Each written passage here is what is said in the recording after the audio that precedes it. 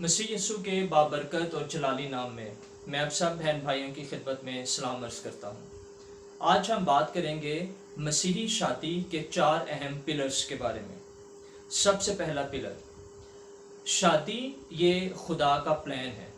जब से खुदा ने इस कायनात को खल्क किया उस वक्त से ही शादी खुदा के मंसूबे में रही है।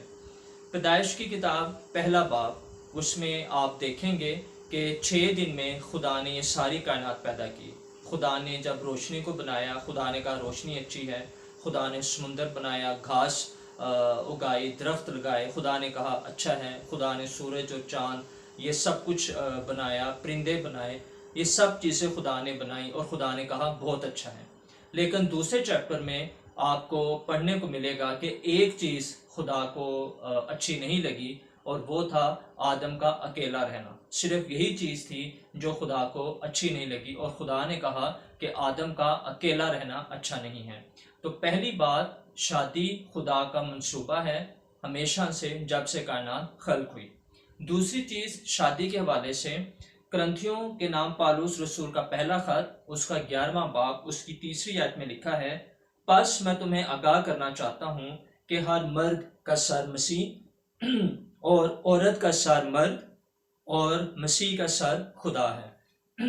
सर ये हेडशिप को जाहिर करता है, अथॉरिटी को जाहिर करता है, ये रिस्पॉन्सिबिलिटी, ये जिम्मेदारी आयद करता है लीड करने के लिए। तो औरत को कहा गया है कि उसका सर जो है वो मर्द है, यानी कि औरत अपने शोहर के, अपने मर्द के ताबे है, उसके अंडर है, उसकी अथॉरिटी में है। लेकिन अथॉरिटी में होने का मतलब ये नहीं है कि जो मर्द है, जो औरत है वो मर्द से कमतर है। औरत मर्द से कमतर नहीं है, बल्कि खुदा की नज़र में ये दोनों इक्वल हैं। पैदाइशी की किताब 2 बाब में हम पढ़ते हैं कि जब खुदा ने हवा को पैदा करना था तो खुदा ने आदम पर गहरी नींद भेजी और जब वो सो गया तो खुदा ने उसकी पसलियों में से एक पसली निकाल ली और उसकी जगह गोश्त भर दिया और उस पसली में से खुदा एक औरत यानी कि हवा को बनाकर आदम के पास लाया। खुदा ने हवा को किसी परिंदे से नहीं बनाया, किसी जानवर के जिस्म से नहीं बनाया, किसी इंसेक्ट यानी कि कीड़े मकोड़े के जिस्म से नहीं बनाया। खुदा ने हवा को उसी सब्सटेंस से, उसी चीज से पैदा किया जिससे आदम को पैदा किया गया था, यह जाहिर करने के लिए कि औरत और मर्द ये खुदा की नज़र में इक्वल हैं। लेकिन ये पैटर्न खुदा ने सेट किया है कि जितनी भी बीवियां हैं वो अपने शोहरों के अंडर हैं। जैसे मर्द के बारे में लिखा हुआ है कि मर्द का सर मसीह है, जैसे हम शोहर ये मसीह के ताबे हैं, वैसे ही औरतों को चाहिए कि वो अपने शोहरों के, अपने जो हस्बैंड्स हैं उनके ताबे रहें। तीसरी बात, पैदाइश की किताब 2 बाब में जिक्र है, खुदा ने कहा कि आदम का अकेला रहना अच्छा नहीं, मैं उसके लिए एक मददगार, उसकी मान बनाऊंगा। क्रिश्चियन मैरिज में एक ही वाइफ है और एक ही हस्बैंड है। एक से ज्यादा शादियां ये बाइबल के अगेंस्ट हैं। बाज लोग दाऊद की मिसाल देते हैं, सुलेमान की मिसाल देते हैं, जिन्होंने एक से शादियां की, एक से ज्यादा औरतों के साथ उन्होंने शादियां की। बाइबल में इसका जिक्र है, लेकिन बाइबल में कहीं पर भी खुदा ने उनकी इस बात को, इस सेक्शन को अप्रूव नहीं किया। बल्कि अगर आप बाइबल का मुताला करें तो आपको पता चलेगा कि सुलेमान की एक से ज्यादा शादियां उसको खुदा से एक दिन दूर लेकर चली गईं और इनकी एक से ज्यादा शादियों ने इनकी जिंदगियों को मुश्किलात में डाल दिया। तो क्रिश्चियन मैरिज में सिर्फ एक ही हस्बैंड है और एक ही शादी, एक ही हस्बैंड है और एक ही बीवी है। लास्ट पॉइंट है डिवोर्स, तलाक।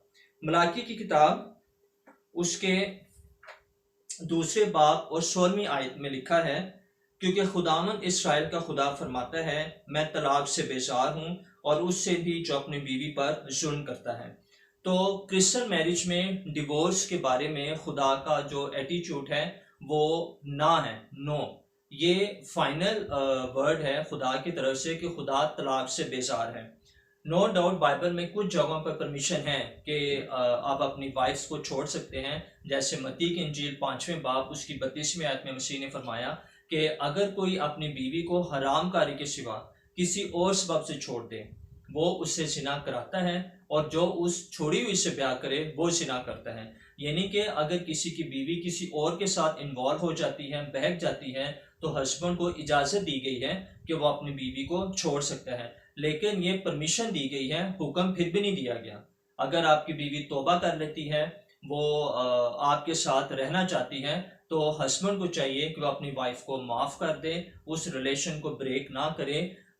परमिशन दी गई है, मैं फिर से कह रहा हूँ, परमिशन बाइबल में दी गई है कि आप छोड़ सकते हैं, हुक्म नहीं दिया गया कि लाजमी ही छोड़नी है। तो ये 4 पॉइंट्स आज हमने डिस्कस किए हैं मसीही शादी के हवाले से। पहला पॉइंट कि जो शादी है वो खुदा का अज़ल से ही मंसूबा है, शुरू से ही मंसूबा है। दूसरी बात कि जितनी बीवियां हैं वो अपने शोहरों के अंडर रहें। और तीसरी बात, बाइबल में एक ही शादी है, एक ही हस्बैंड है, एक ही वाइफ है। और लास्ट चीज़ ये है कि क्रिश्चियन मैरिज में डिवोर्स की इजाज़त नहीं दी गई। कुछ केसेस में दी गई है, लेकिन बाइबल में खुदा का एटीट्यूड तलाक के बारे में ये लिखा हुआ है कि खुदा तलाक से बेजार है। खुदा इस कलाम के वसीले से आपको बरकत दे। अगर इस कलाम के वसीले से आपको बरकत मिली है तो आप इस चैनल को सब्सक्राइब कर सकते हैं, ताकि जो भी मैसेज हो वो आप तक पहुंच सके। खुदा आपको बरकत दे। Thank you.